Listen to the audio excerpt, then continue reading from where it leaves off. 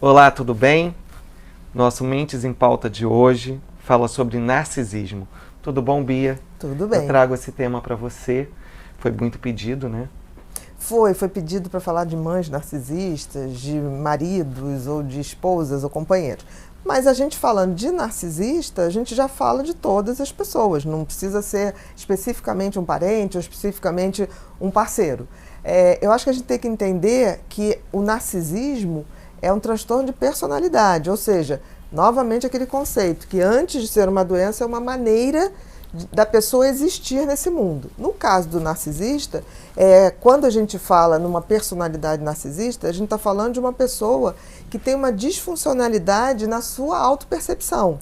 É uma pessoa que se percebe extremamente grandiosa, uma pessoa que se percebe merecedora de tudo, que acha que todas as pessoas ao seu redor não estão suficientemente qualificadas para estar com ele ou com ela. Então, assim, é uma autovisão muito negativa dos outros e de uma arrogância muito grande.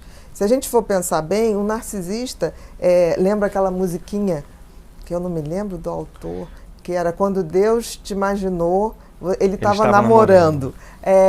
Essa música é mais ou menos, a gente lembra o narcisista, porque o narcisista acha que realmente Deus gastou um pouco mais de tempo e usou um pouco mais de material qualificado para construir aquela pessoa.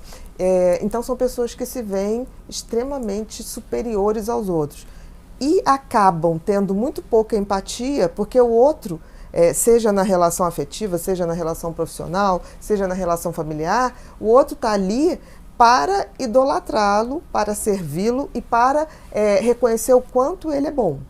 Então, é uma relação que pode tender, e na maioria das vezes tende, para uma relação abusiva com quem ele se relaciona. Ele está sempre certo, né, Bia?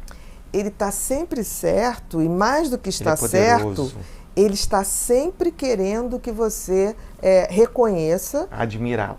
Admirá-lo, mas admirá-lo de uma forma quase idolatria, né? Então, um narcisista grave, a gente pode dizer que ele tem ali um pouco de...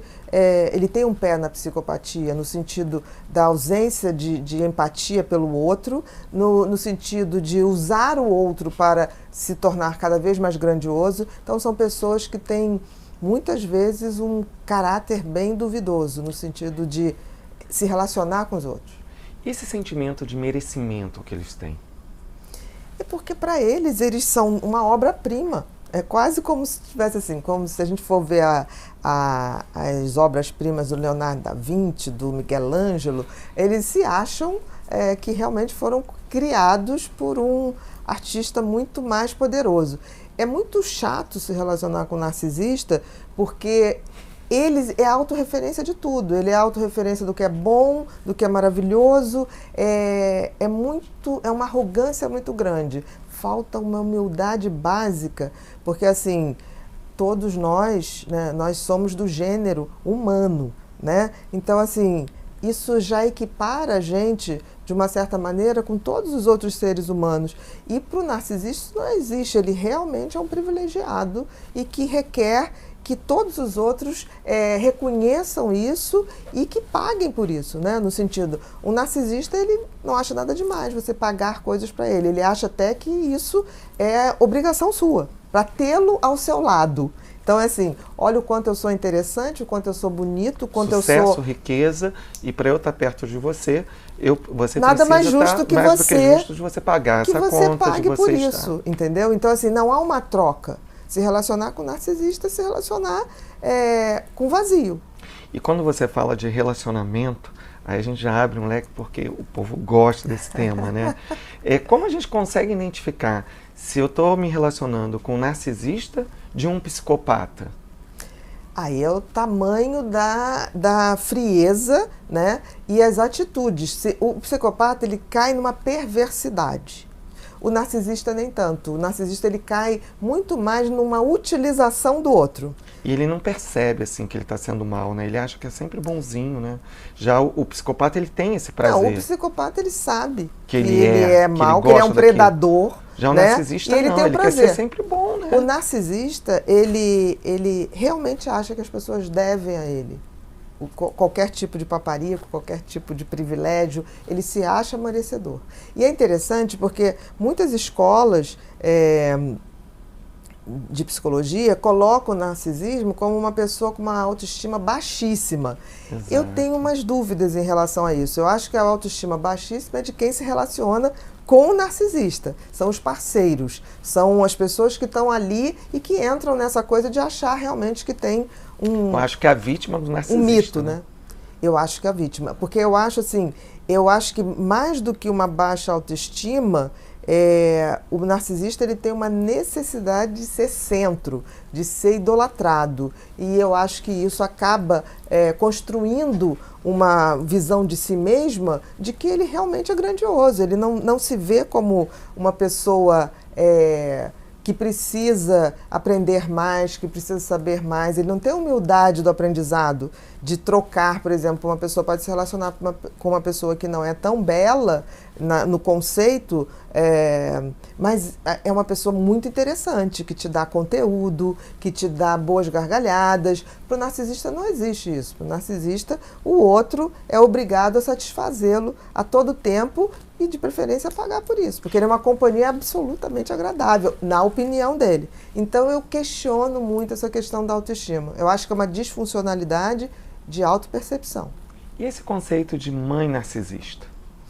Onde Cai na mesma questão. Ser filho de uma mãe narcisista é muito difícil, porque aquela pessoa que tem que ajudar a construir a sua estrutura, a sua autoestima, a sua autopercepção, ela vai dar muito pouca atenção para isso, porque ela vai demandar desse filho uma atenção exclusiva. Tipo assim, quanto mamãe é boa, quanto mamãe é maravilhosa, e é muito difícil. E aí a gente identifica muito assim, aquele adulto de hoje, quando ele está inseguro, e quando você vai buscar na famosa linha do tempo, né, aquela coisa que os pais, a mãe sempre colocou, você não vai ser nada, sou eu que estou te ajudando. Então tem um pouco disso, né, essa pessoa. Eu acho que tem 3 tipos de mãe que são muito difíceis. Isso não quer dizer que elas não amem, mas amam de uma forma que é muito difícil na formação da identidade do filho. Eu acho que uma mãe narcisista dá ao filho uma insegurança muito grande, porque assim, toda a referência de bem-sucedido está nessa mãe que se autoproclama sabedora de tudo, que não tem humildade de aprender, até com seu filho, porque nós aprendemos com as crianças, né? Então, assim, é muito difícil porque esse filho ou essa filha, eles se criam sempre com a coisa da crítica, porque eles têm dificuldade de entender se aquela mãe era narcisista ou não, eles não têm como saber. Como uma mãe psicopata, né? Uma mãe perversa, fica muito difícil para um filho evoluir e entender que tem uma mãe perversa, porque em princípio mãe é Nossa Senhora. Então todo mundo quer e faz o projeto de sua mãe ou idealiza sua mãe como uma coisa boa, associa uma coisa boa. E uma outra mãe também muito difícil é a mãe borderline. Por quê? Pelo excesso de emoção. Então, pelo excesso de carência, ela muitas vezes se utiliza. Ela é como se o filho tivesse que preencher todo o seu vazio emocional. Então, ser filho de uma dessas 3 personalidades é muito difícil. Elas amam, mas a forma de amar vem com a disfuncionalidade das personalidades. Então, podemos ir fechando pensando na ausência da empatia. Se a gente conseguir identificar, é aquela pessoa que não consegue se colocar no lugar do outro. Porque se ele é o centro do mundo, se ele é o centro do que há de melhor, o outro, necessariamente, ele está abaixo. E uma coisa que chama muita atenção nos narcisistas é a inveja.